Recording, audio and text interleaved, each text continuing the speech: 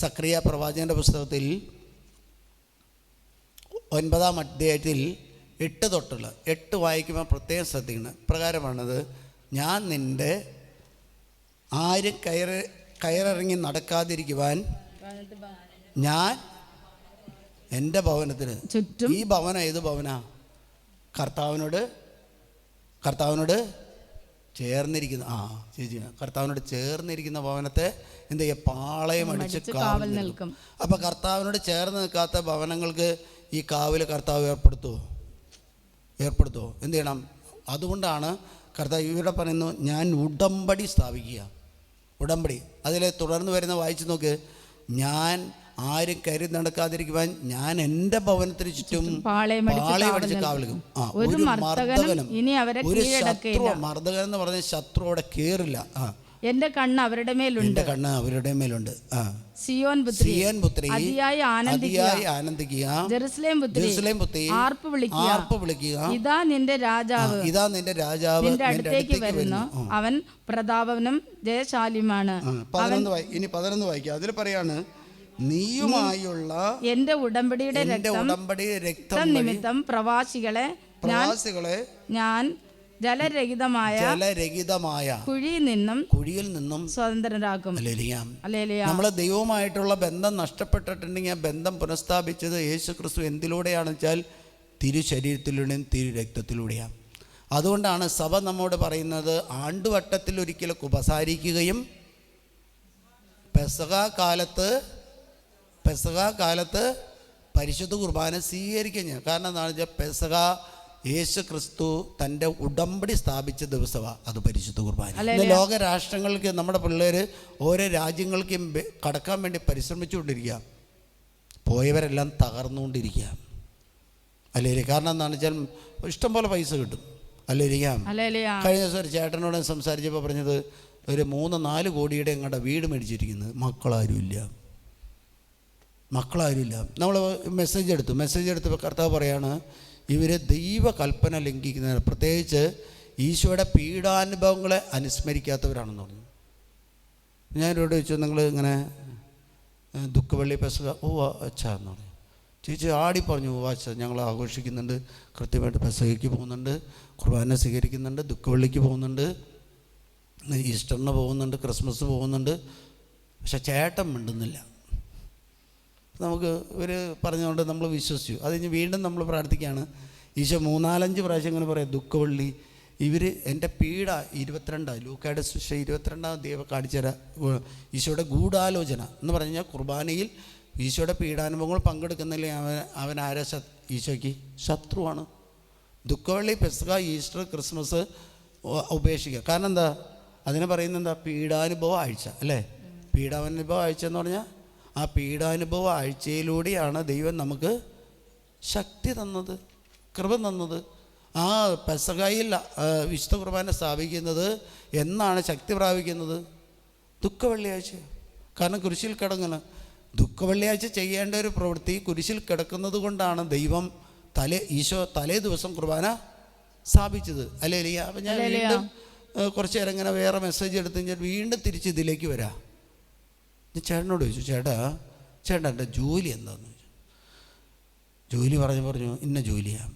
പിന്നെ ചോദിച്ചു, ഈ ജോലിയിൽ ചേട്ടൻ ദുഃഖവെള്ളിയാഴ്ചയും പെസഹയും പള്ളി പോകുന്നുണ്ടോയെന്ന് ചോദിച്ചു. അപ്പോൾ ആ ചേട്ടൻ പറഞ്ഞു, ഇല്ലാച്ചാ, ആ രാജ്യത്തുകാർ ഏറ്റവും കൂടുതൽ മാംസം മേടിക്കാൻ വരുന്നത് ദുഃഖവെള്ളിയാഴ്ചയാണ്.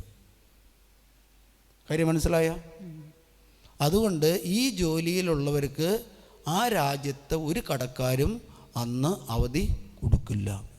ഈ സഹോദരനോട് എത്ര വർഷമായി ജോലി ചെയ്യുന്നു? വർഷങ്ങളായി ജോലി ചെയ്യുന്നു. അല്ലേ?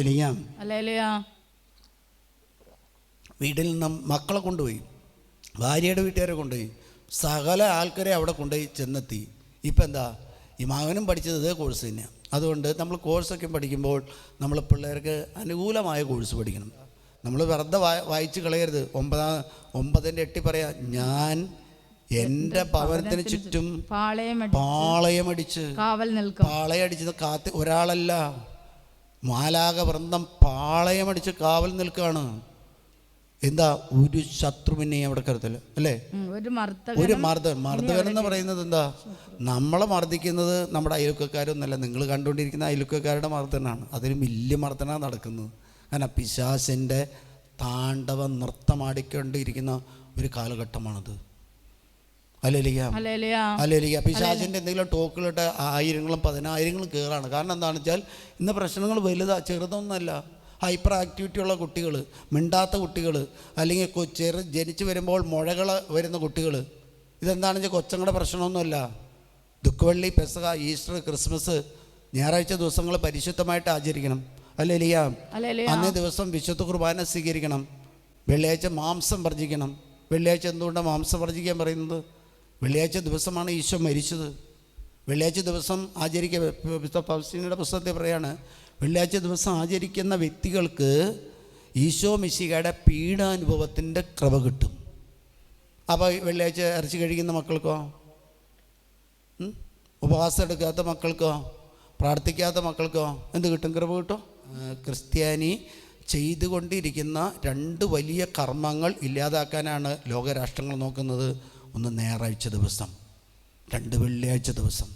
അല്ലാണ്ട് അത് 1947 മേരി നക്താനിയയ്ക്ക് പറയാം, പിതാവ് മാർപ്പാപ്പയോട് പറയുക, വെള്ളിയാഴ്ച ദിവസം മാംസം വർജനം കൊണ്ടുവരണം.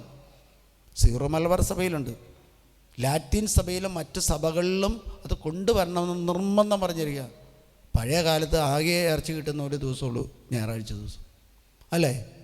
അന്ന് ദിവസമാണ് പറയുന്നത് വെള്ളിയാഴ്ച മാംസം വർജിക്കുന്നത്. ചിലവർ ഇന്ത്യയിലുള്ളപ്പോൾ മാംസം കഴിക്കില്ല, വിദേശത്ത് പോകുമ്പോൾ മാംസം കഴിക്കും. അല്ലേ? ചിലവർ വീട്ടിൻ്റെ പരിധിയിൽ കഴിക്കില്ല, പുറത്തു പോയി കഴിക്കും. അങ്ങനൊരു നിയമമില്ല. സീറോ മലബാർ സഭയുടെ നിയമം, ലോകം മുഴുവനും നിങ്ങൾ എവിടെയായിരുന്നാലും വെള്ളിയാഴ്ച ദിവസം മാംസം വർജിക്കണം. മാസത്തിൽ ഒന്നെങ്കിലും കുമ്പസാരിക്കണം. മാസത്തിൽ. കാരണം എന്താ? ഈശോയുടെ രക്തവും ഈശോയുടെ ശരീരവുമാണ് ഉടമ്പടിയായിട്ട്. അതാണ് നമ്മൾ വായിച്ചത്. എന്തേ? നീയുമായുള്ള എൻ്റെ ഉടമ്പടിയുടെ രക്തം നിമിത്തം പ്രവാസികളെ. വിശുദ്ധ കുർബാന സ്വീകരിക്കാത്ത ഒരു വ്യക്തിക്ക് ആ കൃപ കിട്ടുമോ? വിശുദ്ധ കുർബാന തിരു ശരീരം തിരു രക്തവും സ്വീകരിക്കുമ്പോഴാണ് കർത്താവിൻ്റെ ഉടമ്പടിയോട് നമ്മൾ താതാത്മ്യപ്പെട്ടു പോകുന്നത്. അല്ലേ? ഞാൻ വൈദികനാണ്, വൈദിക ശുശ്രൂഷിക്കുകയും ചെയ്യുന്നുണ്ട്, പക്ഷേ കുർബാന അർപ്പിക്കില്ല. അങ്ങനെ ഏതെങ്കിലും വൈദികനെ നിങ്ങൾ അംഗീകരിക്കുമോ? നിങ്ങളുടെ ഇടവകയിൽ വരാണ് അച്ഛൻ, എല്ലാ തൊട്ടടുത്തുള്ള കോൺഗ്രിഗേഷൻ്റെ അച്ഛന്മാരെ കൊണ്ടുവന്ന് ബലി അർപ്പിക്കും. അച്ഛനെ നിങ്ങൾ അവിടെ ഇരുത്തോ? ഇരുത്താത്തതിൻ്റെ കാരണം എന്താ? ബലി അർപ്പിക്കാൻ വേണ്ടിയാണ് വൈദികനെ കൊണ്ടുവന്നിരിക്കുന്നത്. നിങ്ങളും ആ ബലിയിൽ പങ്കാളികളാക്കണം. അതുകൊണ്ട് മാസത്തിൽ 1 or 2 പ്രാവശ്യം കുമ്പസാരിക്കണം. അനുദപിച്ച് കുമ്പസാരിക്കണം, തുറന്നു കുമ്പസാരിക്കണം. കഴിഞ്ഞ ദിവസം ഞാൻ അതിനെക്കുറിച്ച് പറഞ്ഞു, ക്വാണ്ടിറ്റി ആൻഡ് ക്വാളിറ്റി. പൂർണ്ണമായിട്ട് കുമ്പസാരം. ഒളിച്ചു വെച്ചല്ല, ചിലർ ഒളിച്ചു വെച്ച് കുമ്പസാരങ്ങൾ നടത്താറുണ്ട്. ഒളിച്ചു വെച്ച് കുമ്പസാരം നടത്തി എന്താ കുഴപ്പമെന്ന് പറയുമ്പോൾ, ശരീരത്തിൽ എവിടെയെങ്കിലും ഒരു രോഗം ഒളിച്ചിരിപ്പുണ്ടെങ്കിൽ അത് വളർന്നു വരുമ്പോൾ എന്താവും?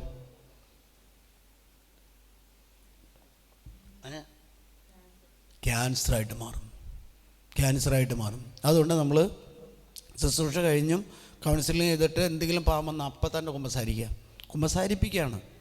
ചിലർ വരാം, പിറ്റേ ദിവസം വരാം, തലേ ദിവസം വരാം, ഒരാഴ്ച കഴിഞ്ഞ് വരാം. പറ്റില്ല. കാരണം എന്താ? അത് മാറിയാൽ അത്ഭുതം നടക്കും. അതുകൊണ്ട് കുമ്പസാരത്തിലൂടെയാണ് വലിയ അത്ഭുതം നടക്കുന്നത്. അപ്പോൾ ഈ ജലരഹിതമായ ഈ ഉടമ്പടി രക്തത്താലും ശരീരത്താലുള്ള ഉടമ്പടി സ്ഥാപിക്കാൻ വേണ്ടിയാണ് ഈശോ എന്ത് ചെയ്തത്? പത്രോസിനെ അധിപനായിട്ട് അതിൻ്റെ കീഴിൽ 11 അപ്പസ്തോലന്മാരെ പ്ലസ് പൗലോസിനെയും നിയമിക്കുന്നത്. അതെന്തിനു വേണ്ടി? സഭ സ്ഥാപിക്കുകയാണ്. പിന്നെ തുടർന്ന് നമ്മൾ കാണുമ്പോൾ അപ്പസ്തോല പ്രവർത്തനം 17:8 അങ്ങോട്ട് പറയുന്നുണ്ട്, അവർ 12 ആളും കൂടി ലോകം മുഴുവനും തലകീഴായിട്ട് മറിച്ചു. 2.5% ആളുകളുണ്ടായിട്ട് ഇന്ത്യ മുഴുവനും തലകീഴാൻ മറിക്കാൻ പറ്റിയിട്ടില്ല. 2.5%. അതുകൊണ്ട് ലോകം മുഴുവനും തലകീഴ. അതുകൊണ്ട് കർത്താവ് പറയാണ്, ഇപ്രകാരം പറയാണ്, എസെക്കിയേൽ പ്രവാചകൻ്റെ പുസ്തകത്തിലേക്ക്, ഞാൻ അവനെ കർത്താവായ ഞാൻ ദൈവവുമായി എൻ്റെ ദാസനായ ദാവീദ് അവരുടെ രാജാവാകും. കർത്താവായ ഞാൻ ഇത് പറഞ്ഞിരിക്കുന്നു, അവരുമായി ഒരു സമാധാന ഉടമ്പടി ഞാൻ ഉറപ്പിക്കും. അപ്പോൾ കുടുംബത്തിൽ സമാധാനമില്ലെങ്കിൽ, സന്തോഷമില്ലെങ്കിൽ, ആനന്ദമില്ലെങ്കിൽ നമ്മൾ ചിന്തിക്കണം, വിശുദ്ധ കുർബാനയിൽ ഞാൻ പങ്കെടുക്കുന്നുണ്ടോ, വിശുദ്ധ കുർബാന സ്വീകരിക്കുന്നുണ്ടോ? ആദ്യത്തെ ചേട്ടനോട് ചോദിച്ചു, ഇങ്ങനെ ചോദിച്ചാൽ എന്ന് പറഞ്ഞാൽ ഇപ്പോൾ പറയാം, ഒരു 3 കോടിയുടെ 4 കോടിയുടെ വീടെന്ന് പറഞ്ഞാൽ എത്രയും 400 അല്ലേ ലക്ഷം അല്ലേ അല്ലേ? ഞാൻ കണ്ണാഞ്ചലിച്ചു, ഞാൻ 1 കോടി കണ്ടിട്ടില്ല. ചെറിയ ജോലിയാണ്. പക്ഷേ ആ വിദേശത്ത് പോയി, ഞാൻ ചോദിച്ചു വിദേശത്ത് പോയത് എന്തിനാ? കാശുണ്ടാക്കാനാണ്. അവിടെ ചെന്ന് കാശുണ്ടാക്കുമ്പോൾ എന്താ ലംഘിച്ചുകൊണ്ടിരിക്കുന്നത്? കൽപ്പനയാണ്. കൽപ്പന ലംഘിച്ചുകൊണ്ടിരിക്കുമ്പോൾ എന്തുണ്ടാവും? കർത്താവ് സംരക്ഷണം തരില്ല, കർത്താവ് കാവലേർപ്പെടില്ല. മക്കളുണ്ടാവും, മക്കളുടെ മക്കളാവുമ്പോൾ ഈ 4 കോടി താമസിക്കാൻ ആരും ഉണ്ടാവില്ല. ആ മനുഷ്യൻ, ഞാൻ പറഞ്ഞു, ഞാൻ അറിയാതെ പറഞ്ഞ ഈ വീടുണ്ടെന്ന് പറയുന്നതിന് ഞാൻ പറഞ്ഞു, ചേട്ടന് മക്കൾ രക്ഷപ്പെടണമെന്ന് ആഗ്രഹമുണ്ടെങ്കിൽ അവിടുന്ന് വേഗം വേറെ ജോലി കിട്ടാമോ? അച്ഛാ പോരാൻ പറ്റില്ല. എന്താ? 4 കോടിയുടെ വീടെടുത്തിരിക്കുക, എന്നിട്ട് നാട്ടിലുള്ള എല്ലാവരെയും പാക്ക് ചെയ്തിരിക്കുക. അല്ലേ? നമ്മുടെ വീട്ടിൽ നമ്മുടെ അപ്പം മരിച്ചെടുക്കുകയാണ്, നിങ്ങൾ ജോലി ചെയ്യാൻ പോവോ? നിങ്ങളുടെ അമ്മ മരിച്ചെടുക്കുകയാണ്, ജോലി ചെയ്യാൻ പോവോ? അതിലും ഏറ്റവും വലുതാണ്, എൻ്റെ കർത്താവ് എനിക്ക് വേണ്ടി മരിച്ചു. എൻ്റെ ദൈവമായ കർത്താവ് തൻ്റെ പുത്രനെ എനിക്ക് വേണ്ടി മരണത്താൽ എന്നെ സ്വതന്ത്രമാക്കിയ ദിനമാണ്. ഏത് ദിനം? ദുഃഖവെള്ളി. അതിനാണ് ദുഃഖവെള്ളി എന്ന് നമ്മൾ പറയുന്നത്. അതുകൊണ്ടാണ് ഇവിടെ പറയുകയാണ്, എന്താണെന്ന് വെച്ചാൽ, എൻ്റെ ദാസനായ ദാവീദ് അവരുടെ രാജാവാകും, കർത്താവായ ഞാൻ ഇത് പറഞ്ഞിരിക്കുന്നു, അവരുമായി സമാധാനത്തിൻ്റെ ഒരു ഉടമ്പടി ഞാൻ സ്ഥാപിക്കും. പരിശുദ്ധ കുർബാന വിശുദ്ധ സമാധാനം, സന്തോഷവും ആനന്ദവും നൽകുന്ന. തുടർന്ന് പറയാണ്, അവർ വിജനപ്രദേശങ്ങളിൽ സുരക്ഷിതമായിരിക്കും, വനത്തിൽ കിടന്ന് ഉറങ്ങാനും കഴിയുമാറ് വന്യമൃഗങ്ങളെ ദേശത്ത് നിന്ന് ഞാൻ തുരത്തും. മലയിലും കിടക്കാൻ പറ്റുന്നില്ല, നാട്ടിലും കിടക്കാൻ പറ്റുന്നില്ല, മലയുടെ താഴെയും കിടക്കാൻ പറ്റുന്നില്ല, ഗ്രാമപ്രദേശം കിടക്കാൻ പറ്റുന്നില്ല, ടൗണിലും കിടക്കാൻ പറ്റുന്നില്ല. കഞ്ചിക്കോട് ഭാഗത്തൊക്കെയും കാട്ടുമൃഗങ്ങളുടെ ശല്യ അല്ലേ? പുതുശ്ശേരിയിൽ കാട്ടുമൃഗ ശല്യ, പാലണ ഭാഗത്ത് കാട്ടുമൃഗ, കാട്ടുപൂത്ത് മുള്ളം പന്നി കിടക്കുകയാണ്. രാവിലെ ഒരു അച്ഛൻ, വയസ്സായ അച്ഛൻ കുർബാന എല്ലാം പോകുമ്പോൾ അച്ഛൻ നടന്നു പോകുന്നതിൻ്റെ സൈഡിൽ മുള്ളം വന്നിരിക്കുന്നു. അല്ലേ? അതുകൊണ്ട് പറയാണ്, എന്താ? സുരക്ഷിതമായി വസിക്കാനും വനത്തിൽ കിടന്ന് ഉറങ്ങാനും കഴിയുമാറ് വന്യമൃഗങ്ങളെ ദേശത്ത് നിന്ന് ഞാൻ തുരത്തും. അവരെയും എൻ്റെ മലയ്ക്ക് ചുറ്റുമുള്ള സ്ഥലത്തും ഞാൻ അനുഗ്രഹിക്കും. ഞാൻ യഥാസമയം മഴ തരും. അത് അനുഗ്രഹ വർഷം. മഴയുണ്ടോ? ചൂട് അതിശക്തമാണ്. കാരണം കുറേ നാളുകളായിട്ട് നമ്മുടെ ഈ എല്ലാ ക്രിസ്ത്യാനി, ഹിന്ദുവിൻ്റെയും മുസ്ലിമിൻ്റെയും ആഭിചാര പ്രവൃത്തികൾ ചെയ്യും. ഓരോ രാഷ്ട്രീയ പാർട്ടികളുടെയും ഐഡിയോളജി അല്ലെങ്കിൽ തത്വങ്ങൾ വേറെ അല്ലേ? ആണോ? അങ്ങനെയാണെങ്കിൽ എല്ലാ മതങ്ങളും എല്ലാ ആചാരങ്ങളും ചെയ്യുകയാണെങ്കിൽ പിന്നെ പള്ളി സ്ഥാപിക്കേണ്ട ആവശ്യം. എന്തൊരു കഷ്ടപ്പെട്ട പള്ളി ഉണ്ടാക്കുന്നത്. അങ്ങനെയാണ് ഒരു സ്ഥലം മതിയില്ലേ, എല്ലാവരും കൂടിയിരുന്ന് ഒരേ ആരാധന നടത്തുക. ചെയ്യാൻ പറ്റുമോ? നമ്മൾ എന്തിനാ ക്രിസ്തുവിനെ ആരാധിക്കുന്നത്? നമ്മൾ എന്തിനാ ദൈവത്തെ ആരാധിക്കുന്നത്? എന്തിനു വേണ്ടിയാ? ദൈവിക സ്വഭാവം എന്നിൽ നിറയാൻ വേണ്ടിയാ, ഈശോയുടെ കൃപ എന്നിൽ നിറയാൻ വേണ്ടിയാ. കാരണം അവൻ പാപം ചെയ്തിട്ടുണ്ടോ? പാപം ഇല്ല. അപ്പം നമ്മൾ യേശുവിൻ്റെ ശരീരവും രക്തവും സ്വീകരിക്കുന്നതിന് വേണ്ടിയാ, ആ സ്വഭാവം എനിക്ക് ലഭിക്കാൻ വേണ്ടി. അല്ലേ? ഒരു ചേട്ടൻ ഇവിടെ വന്നു, കടമറ്റ് സേവ ചെയ്യാൻ പോകുന്ന ചേട്ടൻ കുർബാന സ്വീകരിച്ച സേവയുടെ കുർബാന സജീവമാവോ? ഇല്ലല്ലോ. അല്ലേ? അതുകൊണ്ട് നമ്മൾ ഈ യെശയ്യാ പ്രവാചകൻ പുസ്തകത്തിൽ 55-ാമത്തെ അധ്യായത്തിൽ 4-ാമത്തെ തിരുവചനത്തിൽ ഇപ്രകാരം പറയുന്നുണ്ട്. അവിടുന്ന് വായിച്ചു നോക്കി. ഇപ്രകാരം പറയാണ്, എൻ്റെ അടുക്കൽ വന്ന് എൻ്റെ വാക്ക് കേൾക്കുക. എൻ്റെ അടുക്കൽ വന്ന്, എവിടെ വരണം? ദൈവത്തിൻ്റെ അടുക്കൽ വരണം. ദൈവത്തിൻ്റെ പള്ളിയിൽ വരണം, വചനം കേൾക്കണം. എന്ത് കേൾക്കണം? ദൈവത്തിന്റെ വാക്ക് കേൾക്കുക, നിങ്ങൾ ജീവിക്കും. ഞാൻ നിങ്ങളുമായി ശാശ്വതമായ ഒരു ഉടമ്പടി. ശാശ്വതമായ ഉടമ്പടി എന്ന നശിക്കാത്ത ഒരു ഉടമ്പടി എന്ന് പറഞ്ഞാൽ ഒരിക്കലും നഷ്ടപ്പെടാത്ത ഒരു ഉടമ്പടി ഞാൻ നിങ്ങളുമായി ഉണ്ടാക്കും. ദാവീദ് എന്ന പോലെ നിങ്ങളോട് ഞാൻ സ്ഥിരമായി സ്നേഹം കാട്ടും. അപ്പൊ ദാവീദിനോട് സ്ഥിരമായിട്ട് സ്നേഹം കാണിച്ചു. ദാവീദ് കർത്താവിൽ നിന്ന് അകന്നു പോയതാണ്. അല്ലേ? കർത്താവിനെ ഉപേക്ഷിച്ചാണ്. അല്ലേ? കർത്താവിൻ്റെ ദൈവിക ശക്തികൾ നിറഞ്ഞപ്പോൾ അവൻ്റെ രാജ്യങ്ങൾ യുദ്ധം ചെയ്ത് കീഴടക്കി ഇഷ്ടംപോലെ സ്വത്തുക്കളായി കഴിഞ്ഞപ്പോൾ എന്താ? അവൻ ജഡത്തിൻ്റെ മേഖലയിൽ പെട്ടു. പാപം ചെയ്തു ഉടൻ തന്നെ കുമ്പസാരിക്കാൻ പൊക്കോളണം. കാരണം എന്താ? കുമ്പസാരം വരപ്രസാദ, പാപം എന്താ? പിശാചിൻ്റേതാണ്. അല്ലേലിയാ. പുസ്തകത്തിൽ ഇപ്രകാരം പറയുന്നുണ്ട്, യുഗാന്തി എന്ന് പറയുന്ന പുസ്തകത്തിൽ ഇപ്രകാരം പറയാണ്, പാപം എന്ന് പറഞ്ഞ ഒരു മരത്തും അടിച്ചു കയറ്റുന്ന ആണി പോലെയാണ്. നമ്മുടെ ശരീരത്തിൻ്റെ മുറിവ് വരുന്നത് പാപം. പാപം വന്നു കഴിഞ്ഞാൽ തൊട്ടടുത്ത് അച്ഛൻ്റെ അടുത്ത് പോയി കുമ്പസാരിക്കുകയാണ്. ഇവിടെ തൊട്ട് മുകളിൽ നോക്കി, ദാവീദിനോട് ചെയ്ത വാഗ്ദാനം ഞാൻ ഒരിക്കലും പിൻവലിക്കില്ല. 34, ഞാൻ എൻ്റെ ഉടമ്പടി ലംഘിക്കുകയില്ല, ഞാൻ ഉച്ചരിച്ച വാക്കിന് വ്യത്യാസം വരുത്തുകയില്ല. കണ്ടോ? സങ്കീർത്തനം 89. എന്നിട്ട് പറയാണ്, ഞാൻ എന്നേക്കുമായി എൻ്റെ പരിശുദ്ധി കൊണ്ട്, ഭർത്താവിൻ്റെ വിശുദ്ധി കിട്ടാൻ വേണ്ടിയാണ് വിശുദ്ധ കുർബാന സ്വീകരിക്കുന്നത്. എന്നിട്ട് പോയിട്ട് നമ്മൾ ആഭിചാര പ്രവൃത്തി ചെയ്ത, ദുർമന്ത്രം ചെയ്ത വസ്തുക്കൾ സ്വീകരിക്കരുത്. സ്വീകരിച്ചാൽ എന്താണെന്ന് വെച്ചാൽ നമ്മുടെ ഈ പരിശുദ്ധാത്മാവിൻ്റെ കൃപ നഷ്ടപ്പെടും, നിർവീര്യമാകും. കാരണം എന്താ? പിശാചും യേശുവും ഒരു വഞ്ചിയിൽ പോയാൽ പറ്റുമോ? പരിശുദ്ധ അമ്മയുടെ വഞ്ചിയിൽ പിശാച് കയറാണെങ്കിൽ എന്താണ്? 2 വള്ളത്തിൽ കാല് കുത്തരുത്. വള്ളം നശിച്ചു പോകും, നമ്മളും നശിച്ചു പോകും. വള്ളം ചിലപ്പോൾ രക്ഷപ്പെട്ടു, നമ്മൾ നശിച്ചു പോകണം. അതുകൊണ്ട് ഇപ്രകാരം പറയാണ്, ഞാൻ എന്നേക്കുമായി എൻ്റെ പരിശുദ്ധി കൊണ്ട് ശപഥം ചെയ്ത ദാവീദിനോട് വ്യാജം പറയും. നമ്മളോട് ദൈവം വ്യാജം പറയില്ല. അതുകൊണ്ട് ദൈവം ഒരു കാര്യം പറയുകയാണെങ്കിൽ നടത്തിയിരിക്കും. അല്ലേ? അതുകൊണ്ട് പറയാം, ദാവീദിനോട് ഞാൻ ചെയ്ത വ്യാജം പറയില്ല. അവന്റെ വംശം ശാശ്വതമായും അവന്റെ സിംഹാസനം സൂര്യമുള്ള കാലത്തോളം എൻ്റെ മുമ്പിൽ നിലനിൽക്കും. അത് ചന്ദ്രനെ പോലെ എന്നേക്കും നിലനിൽക്കും. ആകാശം ഉള്ളിടത്തോളം കാലം അത് അചഞ്ചലമായിരിക്കും. എഫെസ്യർക്ക് എഴുതിയ ലേഖനത്തിൽ 4:12 തൊട്ട് ഇത് വിശുദ്ധരെ പരിപൂർണനാക്കുന്നതിനും ശുശ്രൂഷയുടെ ജോലികൾ ചെയ്യുന്നതിനും ക്രിസ്തുവിന്റെ ശരീരത്തെ പണിതുയർത്തുന്നതിനും വേണ്ടിയാണ്. എന്തിനാ? ക്രിസ്തുവിന്റെ ശരീരത്തെ നമ്മുടെ ശരീരത്തിൽ പണിതുയർത്തുന്നതിന് വേണ്ടിയാ. പള്ളി പണിയുന്നതിന് വേണ്ടിയല്ല. പള്ളി എന്തിനാണെന്ന് വെച്ചാൽ എല്ലാവർക്കും വന്നിരുന്ന് നമ്മുടെ ഇടവകയാവുന്ന പള്ളി എന്ന് പറയുന്നത് നമ്മുടെ കുടുംബങ്ങളാകുന്ന കല്ലുകൾ വെച്ച് പണിതതാണ് ഇടവക പള്ളി. അല്ലാതെ ചെങ്കല്ല് കൊണ്ടോ വെട്ടുകല്ല് കൊണ്ടോ പണിതുയർത്തുന്നതല്ല പള്ളി. ആണോ?